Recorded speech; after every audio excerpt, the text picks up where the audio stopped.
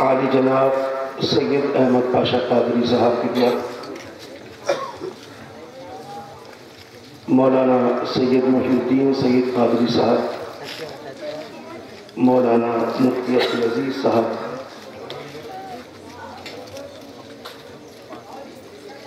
و دیگر احباب اور حاضرین اجلاس، السلام علیکم ورحمۃ اللہ وبرکاتہ۔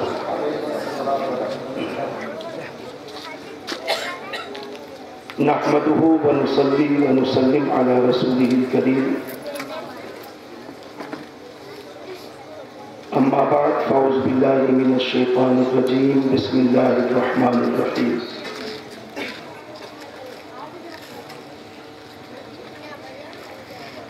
فَكُلُوا مِمَّا ذُكِرَ اسْمُ اللَّهِ عَلَيْهِ إِن كُنتُمْ بِآيَاتِهِ مُؤْمِنِينَ۔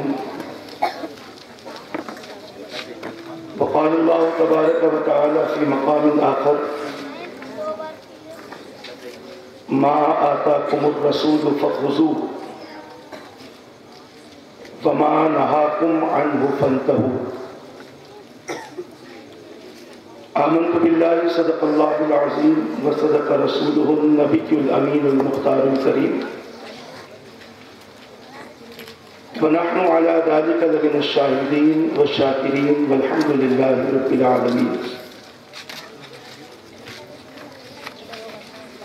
کچھ عرض و معروف سے قبل آئیے ہم اور آپ سب مل کر گنبد خضراء کا تصور کرتے ہوئے سرکار مدینہ راحت قلب و سینہ صلی اللہ تعالی علیہ وسلم کی بارگاہ بکستماع میں نذرانے عقیدت درود پاک کی شکل میں پیش کریں، جس طرح میں پڑھوں آپ حضرات بھی پڑھیں۔ الصلاۃ والسلام علیک یا رسول اللہ، الصلاۃ والسلام علیک یا حبیب اللہ، الصلاۃ والسلام علیک یا حبیب اللہ، الصلاۃ والسلام علیک یا نبی اللہ، الصلاۃ والسلام علیک یا نبی اللہ، وعلی آلک واصحابک یا نور اللہ، وعلی آلک واصحابک یا نور اللہ، صلی اللہ تعالی علیہ وسلم۔ صلی اللہ تعالی علیہ وسلم۔ الحمدللہ آج ہم اور آپ عید میلاد النبی صلی اللہ تعالی علیہ وسلم کے حوالے سے اس علاقے میں ہونے والے سالانہ جلسے میں جمع ہوئے ہیں۔ مجھ سے پیشتر آپ حضرات نے نعت رسول مقبول صلی اللہ تعالی علیہ وسلم سماعت کی۔ مولانا عبدالعزیز قادری صاحب سے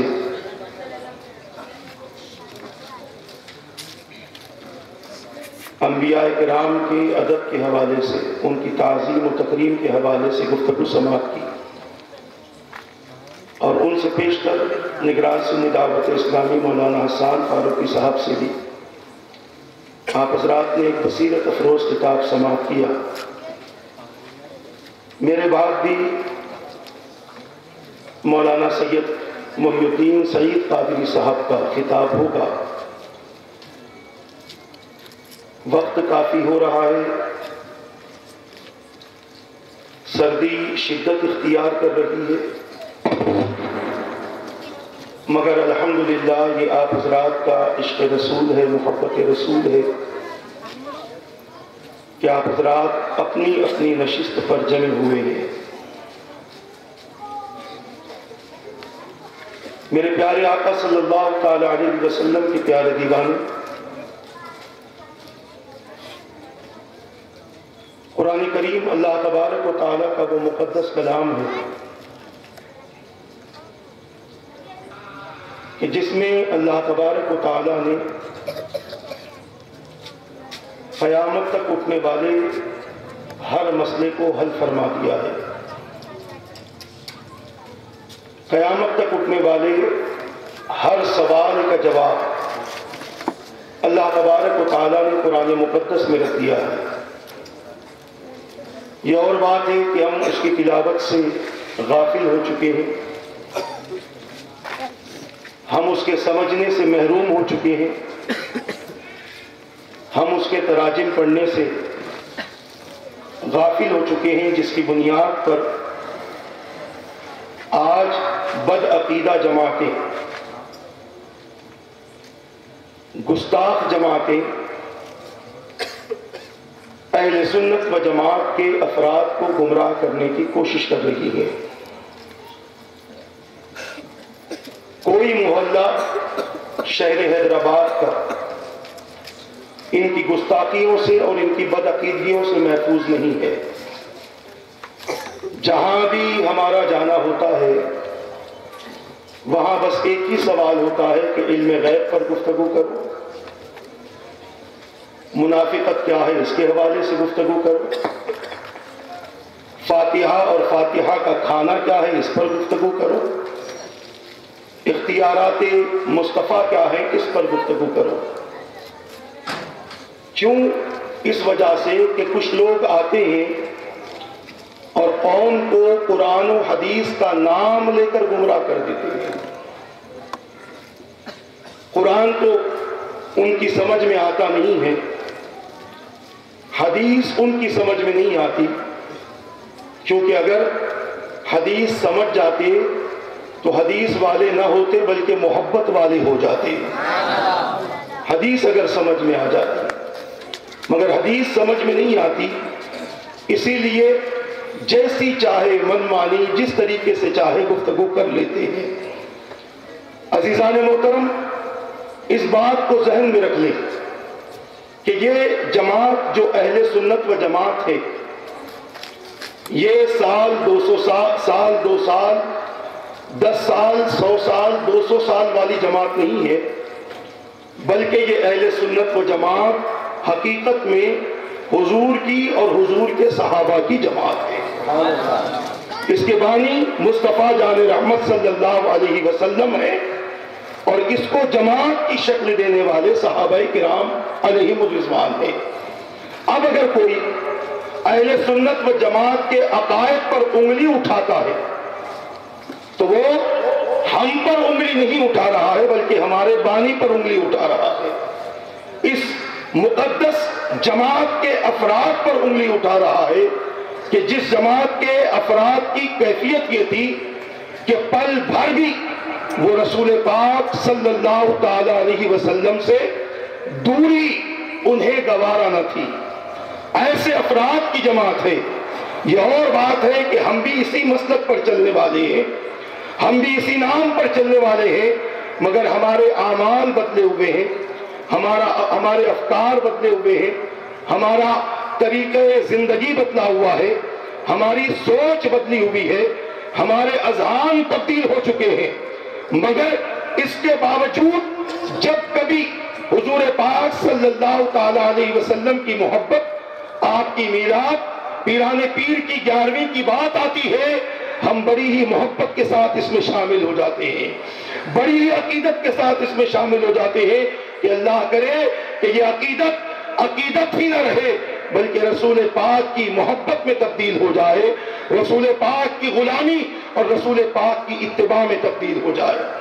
عزیزان ملت اسلامیہ، میں یہ عرض کرنا چاہتا ہوں، میری آواز اتنی زیادہ ساتھ نہیں دے گی جتنا طویل میں نے موضوع کا انتخاب کیا ہے۔ میرے پیارے آقا صلی اللہ علیہ وسلم کے پیارے دیوانوں، میں عرض کرنا چاہتا ہوں، یہ بات ذہن میں رکھ لو کہ دنیا کی کوئی ایسی بیماری، دنیا کی کوئی ایسی مصیبت، دنیا کی کوئی ایسی پریشانی، دنیا کی کوئی ایسی تکلیف نہیں ہے کہ جس کا حل قرآن کریم میں موجود نہ ہو۔ تمام باتوں کا جواب اللہ تبارک و تعالیٰ نے قرآن مقدس میں بیان کر دیا ہے۔ تبیانا لکل شیء، تفصیلا لکل شیء، اس میں ہر چیز کا بیان ہے، اس میں ہر چیز کی تفصیل ہے، مگر جو بندہ اس کو سمجھ سکتا ہے اسی کے سامنے قرآن کریم کا علم آشکارا ہوتا ہے، اسی کے سامنے قرآن کریم کی حقیقت آشکارا ہوتی ہے، اور اسی کے سامنے قرآن کریم کا مزاج اور انداز بیان کھلتا ہے۔ ہم اور آپ قرآن کو کھولتے ہیں تو ہمیں صرف الفاظ نظر آتے ہیں، مگر بزرگان دین فرماتے ہیں کہ اگر کسی کی یہ خواہش ہو کہ وہ حضور کا دیدار کرے، حضور کے رخ زیبا کو دیکھے، قرآن میں غور سے دیکھ لے، مصطفیٰ کا چہرہ نظر آ جائے گا، رسول اللہ کا رخ زیبا قرآن مقدس میں نظر آ جائے گا۔ آج ہم قرآن کو جہاں اللہ تبارک و تعالیٰ کا پیغام سمجھتے ہیں، جہاں ہم نماز، زکوٰۃ، روزے اور حج اور دیگر احکام کا ذریعہ سمجھتے ہیں، وہیں پر ام المؤمنین سیدتنا عائشہ صدیقہ رضی اللہ تعالیٰ عنہا سے کسی نے آ کر سوال کیا کہ ام المؤمنین آپ بتائیں کہ رسول پاک صلی اللہ علیہ وسلم کے اخلاق کیسے تھے؟ ام المؤمنین نے ارشاد فرمایا اما قرأت القرآن، کیا تو نے قرآن نہیں پڑھا؟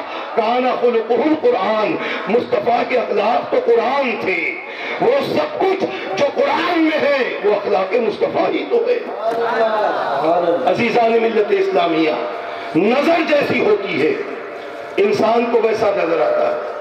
ہمارے ایک بزرگ حیدرآباد میں گزرے ہیں جن کو ہم صدر الشیوخ کے نام سے جانتے ہیں، حضرت علامہ مولانا سید طاہر رضوی صاحب قبلہ رحمت اللہ تعالی علیہ۔ آپ جب بھی بیان فرماتے، اپنے اکثر بیانات میں آپ اس کا ذکر فرماتے کہ اگر کسی کو ارقان کی بیماری ہو، جانڈس کی بیماری ہو، تو ہر چیز اسے پیلی نظر آئے۔ جانڈس کی اگر بیماری ہو، ارقان کی بیماری ہو، تو ہر چیز اسے پیلی نظر آئے گی۔ دودھ دو پیلا نظر آئے گا، سفید کپڑا بتاؤ پیلا نظر آئے گا، کیونکہ بیماری ہے۔ مگر جسے بیماری نہیں ہوتی وہ ہر چیز میں فرق محسوس کرتا ہے، ہر چیز کا فرق سمجھتا ہے۔ اب یہ لوگ جو قرآن و حدیث کا نام لے کر امت کو گمراہ کر رہے ہیں، ان کے اندر رسول کی گستاخی کی بیماری بھری ہوئی ہے۔ جہاں دیکھو رسول کا اختیار دیکھا کہ حضور نے چاند کے 2 ٹکڑے کیے تو کیا ہوا؟ وہ ہماری ہی طرح تھے معاذ اللہ۔ رسول نے سورج کو لوٹا دیا تو کیا ہوا؟ وہ ہماری ہی طرح تھے۔ ارے تم زمین میں چلنے والے کسی اپنے بیٹے کو آواز دے کر پلٹا نہیں سکتے، مصطفیٰ آسمانوں میں رہنے والے سورج کو اشارہ کر کے واپس بلا رہے ہیں۔ تمہاری اولاد تمہاری نہیں سنتی اور مصطفیٰ کی برابری کا دعویٰ۔ اولاد ہماری اپنی نہیں سنتی اور رسول پاک صلی اللہ تعالیٰ علیہ وسلم سے برابری کا دعویٰ ہوتا ہے۔ بیوی ہماری نہیں سنتی، حضور سے برابری کا دعویٰ ہے۔ اور یہ دعویٰ صرف اس لیے ہے کہ ان کی ساری زندگی اور ان کی ساری معیشت اور سارا ذریعہ معاش اسی پر ٹکا ہوا ہے۔ اس کے علاوہ اور کوئی ذریعہ معاش ان کے پاس میں نہیں ہے۔ اگر یہ گستاخی کرنا چھوڑ دے تو گھر میں دانا آنا بند ہو جائے، گھر میں کھانا آنا بند ہو جائے، گھر میں آٹے کی تھیلے اور چاول کے تھیلے آنے بند ہو جائے، اور بہترین اور بڑی بڑی گاڑیوں میں گھومنا ان کا بند ہو جائے، پیٹرول کا خرچہ ملنا مشکل ہو جائے۔ اسی لیے بس ان کی زندگی اسی پر ہے۔ مگر سنو، دنیا والوں کے صدقے جو کھاتا ہے وہ کمزور ہو جاتا ہے، اور خدا کی قسم جو مصطفیٰ کا صدقہ کھاتا ہے اس کا دل بھی منور ہوتا ہے، اس کی روح بھی منور ہوتی ہے اور اس کا جسم بھی منور ہو جاتا ہے۔ نعرہ تکبیر، نعرہ رسالت۔ اور ایک عجیب بات ہے، نبی کا صدقہ مانگو تو حرام، گھر پر جا کر اولاد کا صدقہ ہماری مانگتے ہیں۔ نبی کا صدقہ حرام، ولی کا صدقہ حرام، مگر ہمارے گھر پہ آ کر کہتے ہیں بیوی بچوں کا صدقہ دے دو۔ تو الحمدللہ جس کے نصیب میں نبی کا صدقہ نہیں ہوتا ان کے نصیب میں غریب فقیر یتیموں کے صدقے آ جاتے ہیں، مگر جو نبی کا صدقہ کھاتے ہیں وہ جب بھی مانگتے ہیں مصطفیٰ سے مانگتے ہیں، وہ رسول اللہ سے مانگتے ہیں، اور خدا کی قسم رسول اللہ کو خدا سمجھ کر نہیں مانگتے بلکہ مصطفیٰ کے اس اعلان پر یقین کرتے ہوئے مانگتے ہیں، واللہ یعطی انما انا قاسم، اللہ مجھے عطا کرتا ہے اور میں امت پہ تقسیم کرتا ہوں۔ عزیزان ملت اسلامیہ، آج بڑی عجیب و غریب بات ہو چلی ہے کہ اہل سنت و جماعت کے جتنے بھی عقائد ہیں آج ایک ایک کر کے ان کے اوپر انگلی اٹھائی جا رہی ہے. اور یہ بات صرف کہاں پر ہوتی ہے پتا ہے؟ میری بات کا برا نہ ماننا. کوئی اگر ٹھیلا بنڈی لے کر جا رہا ہے اس سے روک کر عقیدہ پوچھا جاتا ہے. پان ڈبے پہ کوئی پان بنا رہا ہے اسے روک کر عقیدہ پوچھا جاتا ہے. کرانے کی دکان میں کوئی بیٹھا ہوا ہے اسے روک کر عقیدہ پوچھا جاتا ہے. ارے نادانو، کوئی آدمی اگر مسجد نہیں آتا اور اسے معلوم نہیں ہے کہ مسجد میں جانے کا ثواب کیا ہے، اس سے اس کی فضیلت پوچھو گے تو وہ کیا بتائے گا؟ تمہیں اگر پوچھنا ہو اور قرآن و حدیث پر تمہارا اتنا ہی عمل ہے تو قرآن کہتا ہے فَاسْأَلُوا أَهْلَ الذِّكْرِ. قرآن کہتا ہے کہ تم ان سے سوال کرو جو جانا کرتے ہیں. جن کے پاس میں علم ہے، جن کے پاس میں علم نہیں ہے، ان سے سوال کرنا یہ بے معنی ہوتا ہے، یہ بے مقصد ہوتا ہے. اور بڑی عجیب بات ہو گئی ہے کہ ایک پان ڈبے پہ پان بنانے والا مفتی ہو گیا. پہلے کچھ نہیں تھا، اچانک مفتی ہو گیا. یہاں ہمارے مفتی صاحب ہمارے سامنے 7 سال تک مدرسے میں پڑھے، تب جا کر انہیں سند ملی، وہاں 7 دن گیا مفتی ہو گیا. یہ شرک ہو گیا، یہ بدعت ہو گیا. 11ویں کی نیاز غلط، فاتحہ غلط. ارے جب فاتحہ غلط ہے تو دن بھر کی 5 نمازوں میں فاتحہ کیوں پڑھتے ہو؟ نماز میں فاتحہ پڑھنا چھوڑ دو. تو کہیں گے نماز نہیں ہوتی، تو ہم بھی کہیں گے کہ جس کھانے پر فاتحہ نہ ہو وہ نیاز نہیں ہوتی. ارے تکبیر، ارے رسالت، اہل سنت. اور یہ بات ذہن میں رکھنا، میں کوئی اڑن چھو باتیں کرنے کا عادی نہیں ہوں. آپ اگر قرآن سے دلچسپی رکھتے ہیں اور نہیں رکھتے تو مسلمانوں قرآن و حدیث سے دلچسپی رکھو.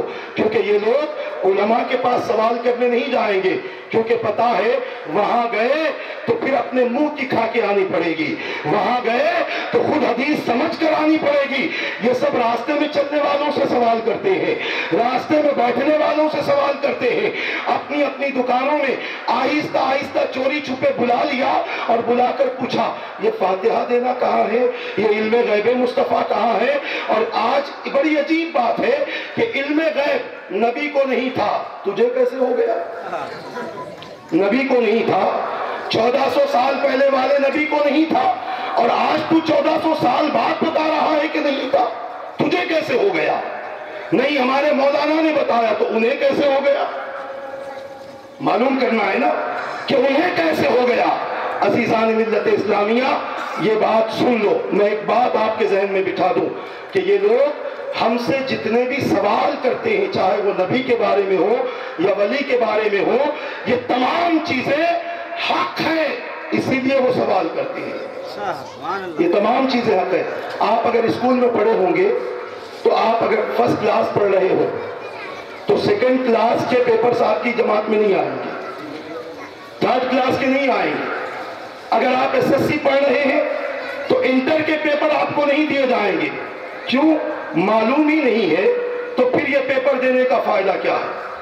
تو پتہ ہی چلا کہ جو چیز انسان نے پڑھی ہے اور جس چیز کا تعلق اس سے ہے، سوالات اسی کے متعلق ہوتے ہیں. اور یہ بات ذہن میں رکھ لو کہ اللہ کے رسول صلی اللہ تعالیٰ علیہ وسلم کے اختیارات و کمالات کی بات کریں. آپ ابھی مفتی صاحب سے سن رہے تھے کہ میرے آقا کے اختیار کا عالم یہ ہے کہ رسول پاک نے ابو جہل کی مٹھی میں رہنے والی کنکریوں سے کلمہ پڑھایا. ابو جہل کی مٹھی میں کنکریاں ہیں، اس سے میرے آقا نے کلمہ پڑھایا. نبی کے اختیار کا عالم یہ ہے کہ ایک یہودی نے آ کر کہا کہ اگر آپ نبی ہیں تو آپ اس درخت کو بلا لیں. میرے آقا نے فرمایا جا کر بول محمد عربی تجھے بلا رہے ہیں. جب وہ گیا اور جا کر کہنے لگا کہ محمد عربی نے تجھے یاد کیا ہے، اپنی اصلیت کو چھوڑ دیا، زمین کو چیرتا ہوا پوری ٹہنیاں مصطفیٰ کے قدموں میں جھکا دیا. ہر پتے سے آواز آتی تھی لا الہ الا اللہ محمد رسول اللہ. عزیزان ملت اسلامیہ آج ان کے سچ ہونے کی کوئی گواہی نہیں دیتا. ان کی بیوی سے پوچھو یہ کیسے ہے تو کہیں گے بہت بڑا مکار ہے، بہت بڑا جھوٹا ہے.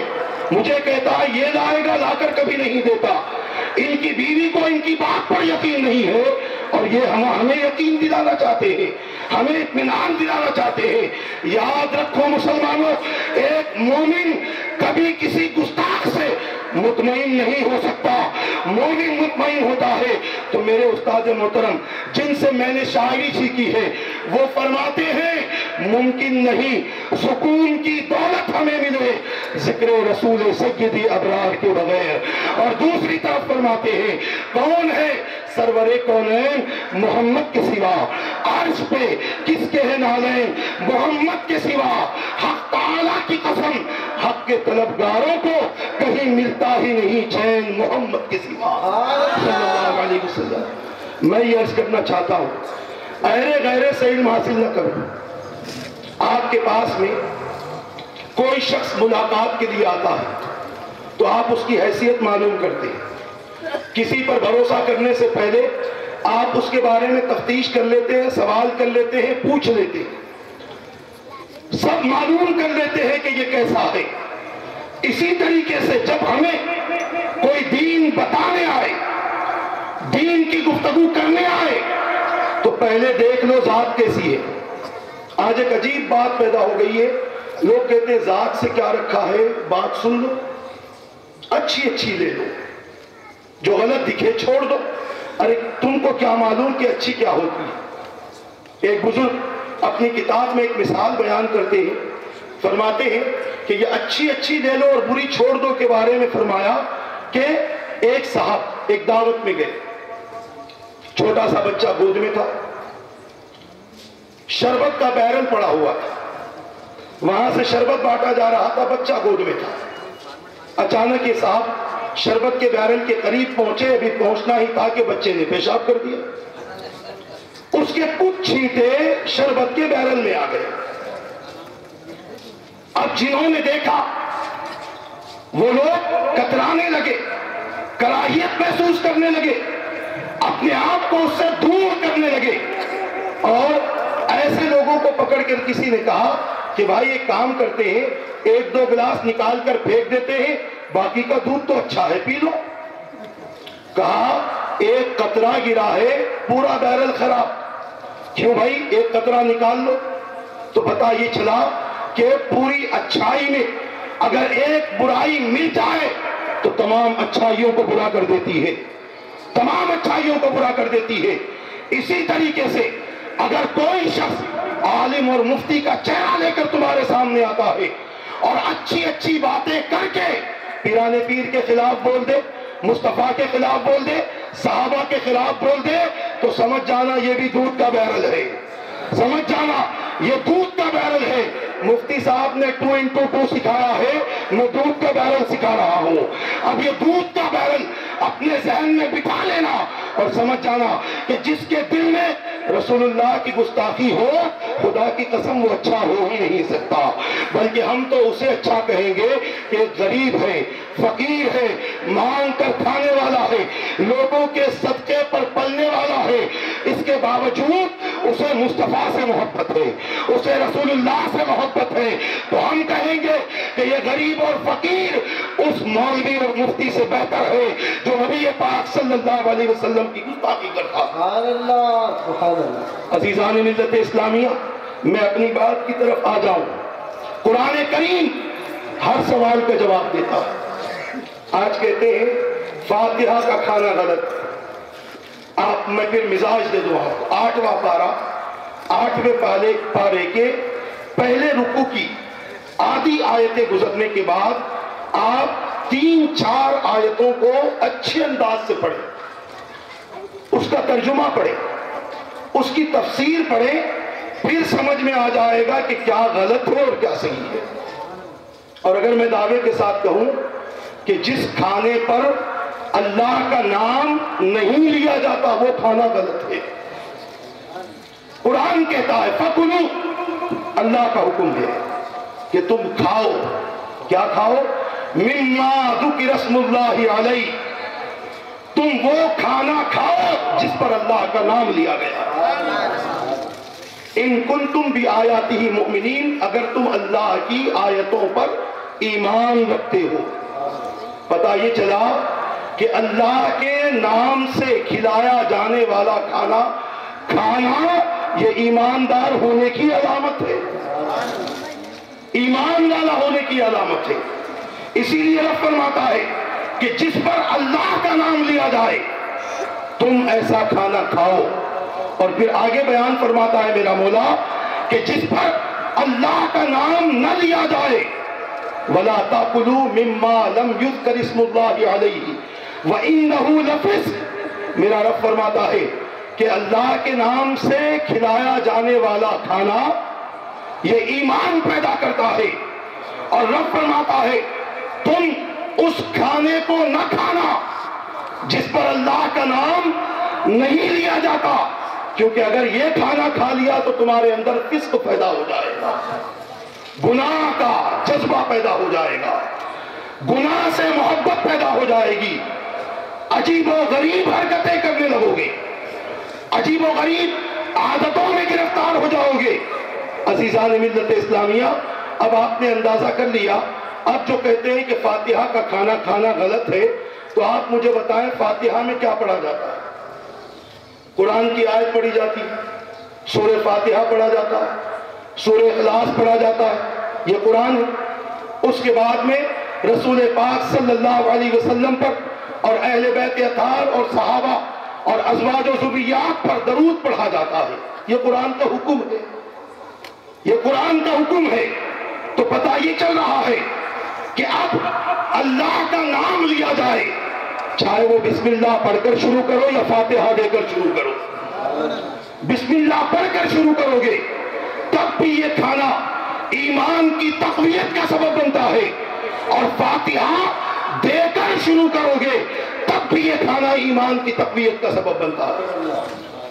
اور اگر ایسا کھانا کھانے کو مل گیا، اور آپ دیکھیں فاتحہ کی برکت، یہ ہمارے بزرگ حضرات یہاں بیٹھے ہوئے ہیں، ہمارے ساتھی یہاں بیٹھے ہوئے، آپ لوگوں نے بھی دیکھا ہوگا جس کھانے پر فاتحہ دی جاتی ہے، کھانا 10 کے لیے بنایا جائے 15 آدمی کھا لیتے ہیں۔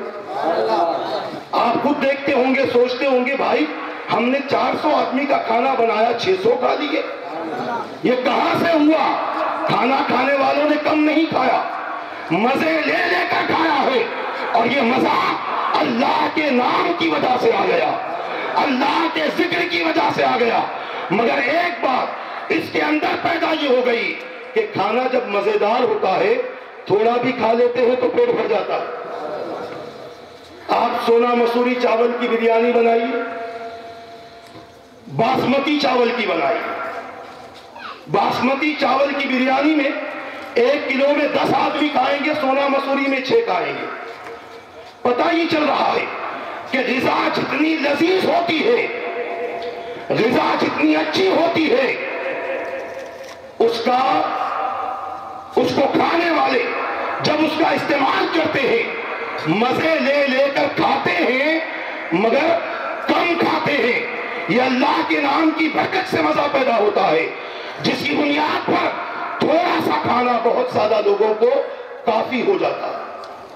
اور جس کھانے پر اللہ کا نام نہ لیا جائے، جس کھانے پر اللہ کا ذکر نہ کیا جائے، وہ کھانا بد مزہ ہو جاتا ہے، وہ کھانا محققین کی نظر میں بد مزہ ہو جاتا ہے، اور لوگ اسے زیادہ استعمال کرتے ہیں۔ اس کی وجہ یہ ہے کہ شیطان اس کھانے میں لذت پیدا کر دیتا ہے، شیطان اس کھانے میں لذت پیدا کر دیتا ہے۔ پتہ یہ چلا ایک مسئلے کا حل تو قرآن سے مل گیا کہ جس پر اللہ کا نام لیا جائے، چاہے وہ فاتحہ کی شکل میں ہو، درود پاک کی شکل میں ہو، جس کھانے پر اللہ کا ذکر کیا جائے وہ کھانا ایمان کی ترقی کا سبب بنتا ہے، اور جس کھانے پر خدا کا نام نہ لیا جائے وہ کھانا گناہ کا، بے حیائی کا، بد کرداری کا، اور میں یہ کہوں تو بے جانا ہوگا کہ اللہ اور اس کے رسول کی گستاخی کا، اور اللہ اور اس کے رسول سے دوری کا سبب بنتا ہے۔ عزیزان ملت اسلامیہ، اب آپ پارہ یاد رکھیں، آیت تو یاد نہیں رہ سکتی، پارہ یاد رکھیں، 8ویں پارے کے پہلے رکوع کی آخری 3-4 آیتیں آپ ضرور پڑھ لیں۔ اس میں اللہ تبارک و تعالیٰ نے تفصیلی طور پر اپنے نام پر کھلائے جانے والے کھانے کو کھانے کا ذکر فرمایا، اور وہ کھانا جس پر اللہ کا نام نہ لیا جائے ایسے کھانے سے بچنے کا ذکر فرمایا۔ عزیزان ملت اسلامیہ، اب آپ سمجھ گئے کہ قرآن کریم میں اللہ تبارک و تعالیٰ نے ہمارے لیے اس بات کا ثبوت رکھ دیا۔ اب اگر کوئی یہ کہتا ہے کہ چلو تم فاتحہ دے کر کھاؤ، دوسروں کے نام کی فاتحہ کیوں کرتے ہو، دوسروں کے نام کا ذکر کیوں کرتے ہو، تو سنو، ہم ان کا نام لے کر نہیں کھاتے بلکہ ان کے نام پر ایصال ثواب کر کے کھاتے ہیں۔ رسول پاک صلی اللہ علیہ وسلم نے ارشاد فرمایا، جس حدیث پاک کا مفہوم یہ ہے کہ اللہ تبارک و تعالیٰ کو بندہ مومن کی طرف سے دو باتیں بہت زیادہ پسند ہیں، ایک سلام کرنا اور دوسرا کھانا کھلانا۔ یہ اللہ کے رسول صلی اللہ علیہ وسلم بیان فرماتے ہیں کہ کھانا کھلانا یہ بے حد پسند ہے۔ اب کہتے ہیں کسی کے نام پر نہ کھلایا جائے، ارے تم ہزاروں کے نام کے صدقے کھا جاتے ہو تو کچھ نہیں، ہم ایک اچھے کے نام کا کھانا کھا لے تو برا ہو گیا۔ سنو، میں نے پہلے بھی کہہ دیا کہ صدقے جیسے ہو جاتے ہو، اور اچھوں کے نام کی برکت سے خدا کی قسم رب قدیر اچھا بنا دیتا ہے، رب قدیر بہتر بنا دیتا ہے، رب قدیر اعلیٰ و ارفع بنا دیتا ہے۔ لہذا اگر کوئی یہ کہتا ہے کہ غوث اعظم کی 11ویں جائز نہیں، خواجہ غریب نواز کی 6ٹی جائز نہیں، تو آپ اس سے کہہ لیں کہ کسی کی دعوت کے نام پر کھانا کھانا یہ بھی جائز نہیں ہے، کیونکہ یہ بھی قرآن حدیث سے ثابت نہیں ہے۔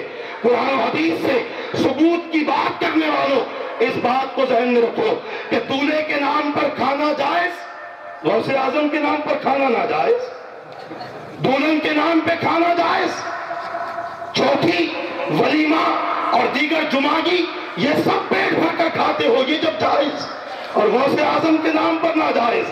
عزیزان ملت اسلامیہ، یہ بڑی غلط چال چل رہے ہیں، کیونکہ علم نہیں ہے، یقین نہیں ہے، اور انہیں پتہ نہیں ہے کہ حقیقت کیا ہے۔ حقیقت سے جب انسان دور ہوتا ہے تو تمام چیزوں کو حق سمجھتا ہے، تمام چیزوں کو صحیح سمجھتا ہے۔ مگر یاد رکھو، جو بندہ حقیقت سے واقف ہوتا ہے، جو بندہ حق بات اور صحیح بات سے واقف ہوتا ہے، خدا کی قسم وہ بندہ نہ کبھی گمراہ ہو سکتا ہے، نہ کبھی ذلیل و رسوا ہو سکتا ہے۔ اس سے پہلے مفتی عبدالعزیز صاحب نے آپ سے عرض کر دیا ہے، میری آواز زیادہ ساتھ نہیں دے رہی ہے، اگر کوئی ایسا ملے، اگر کوئی ایسی گفتگو کرے، چاہے وہ پان کے ڈبے پر بیٹھنے والا ہو، بنڈی چلانے والا ہو، آٹو چلانے والا ہو، یا کسی مدرسے میں بیٹھ کر گفتگو کرنے والا ہو، اس سے کہو کہ چلو ہمارے علماء سے بات کرو، ان کے سامنے بیٹھ کر گفتگو کرو۔ اگر انہوں نے مان لیا تو ہم بھی مان لیں گے، اور اگر تم ان کی باتوں پر تم جھوٹ ہو گئے اور تمہاری بات غلط ثابت ہو گئی تو تمہیں بھی ماننا پڑے گا۔ مگر سنو، یہ لوگ ماننے والے نہیں ہیں، یہ لوگ یقین کرنے والے نہیں ہیں، بلکہ ان کی کیفیت یہی ہے کہ جو کہہ دیا اب اس کے بعد کچھ سننا نہیں ہے۔ مگر یاد رکھو، ایسے لوگوں کی صحبت سے بچو، ایسے لوگوں کا ساتھ دینے سے بچو۔ یہ نہ سوچو کہ میرا بیٹا غیر مقلد ہے، میرا بیٹا فلاں ہے تو اس سے کیا ہونے کا ہے۔ یاد رکھو، ایک مچھلی سارے تالاب کو گندا کر سکتی ہے۔ آج کئی خاندان ایک بچے کی وجہ سے بدل چکے، اور آپ دیکھیں تو صحیح کہ آج مردوں سے مرد نہیں سن رہے ہیں تو گھر میں عورتوں کو بھیجا جا رہا ہے کہ جاؤ تم بھی تبلیغ کرو۔ ذرا مجھے بتاؤ قرآن و حدیث سے ثابت کر کے کہ عورت کو تبلیغ کا حکم کہاں پر ہے، عورت کو دعوتی انداز میں نکلنے کا حکم کہاں پر ہے۔ عزیزان ملت اسلامیہ، ایک خاتون اگر وہ بہن ہے اور بڑی ہے تو اس کی ذمہ داری ہے اپنے بھائیوں کی تربیت کرے، اپنے چھوٹوں کی تربیت کرے۔ ایک عورت اگر ماں ہے تو اس کی ذمہ داری ہے اپنی اولاد کی تربیت کرے۔ اس کی ذمہ داری یہ نہیں ہے کہ دور دور جا کر مہینوں کا سفر کر کے لوگوں میں دعوت و تبلیغ کا کام انجام دے۔ عزیزان ملت اسلامیہ، آج ہر طرح سے کوشش کی جا رہی ہے، مردوں کے سامنے مردوں کو بھیج دیا گیا، عورتوں کے پاس میں عورتوں کو بھیج دیا گیا۔ میری ماں بہنیں اگر میری بات کو سن رہی ہے تو اس بات پر یقین کر لیں، जिस मसलक पर तुम चल रहे हो, याद रखो यही मसलक नजात का सबब बनेगा। इसी राह पर चलना नजात का सबब बनेगा। अपनी औलाद को चंद रुपयों की खातिर बेच न डालो, एक आटे की बोरी की खातिर, महाना वजीफे की खातिर अपने दीन और ईमान का सौदा न करो। याद रखो मुसलमानों, तुम्हारे ईमान की अजमत और मकाम ये है कि अल्लाह ताला जन्नत देकर इसे खरीद रहा है, जन्नत देकर ईमान वालों की जान और माल को खरीद रहा है। मेरे प्यारे आका सल्लल्लाहु अलैहि वसल्लम के प्यारे दीवानों, अपने दीन का सौदा मामूली सी दौलत पर, मामूली से दिरहमो दीनार पर न करें, डॉलर और रियाल पर न करें, बल्कि अपने आप को बचाए रखे, गरीब रहे, फकीर रहे, भूखे रहे, मगर मुस्तफा के बनकर रहे, रसूलुल्लाह के बनकर रहे। याद रखना, दुनिया की ये भूख, दुनिया की ये भूख कल बरोज़ क़यामत जन्नत के मेवे खाने का सबब बन जाएगी, जन्नती नेमतें पाने का सबब बन जाएगी। मेरे प्यारे आका सल्लल्लाहु अलैहि वसल्लम के प्यारे दीवानों, बातें तो बहुत करनी थी मगर आवाज साथ नहीं दे रही। इन्हीं चंद कलिमात के साथ मैं अल्लाह तबारक व तआला की बारगाह में इल्तिजा करता हूँ, रब कदीर जो कुछ मैंने कहा मेरे कहने में गलती हो तो अपने हबीब के सबके माफ फरमा दे। इन बातों पर मुझे और इन सबको अमल करने और इन बातों को दूसरों तक पहुंचाने की तौफीक अता फरमा। बिरहमतिक या अरहमर राहिमीन व मा अलैना इल्ला अल बलाग। अस्सलामु अलैकुम व रहमतुल्लाह। आप तमाम ही हज़रात अपने अपने नशिस्तों पर कायम रहे इंशाअल्लाह। आज के हमारे सदर के खिताब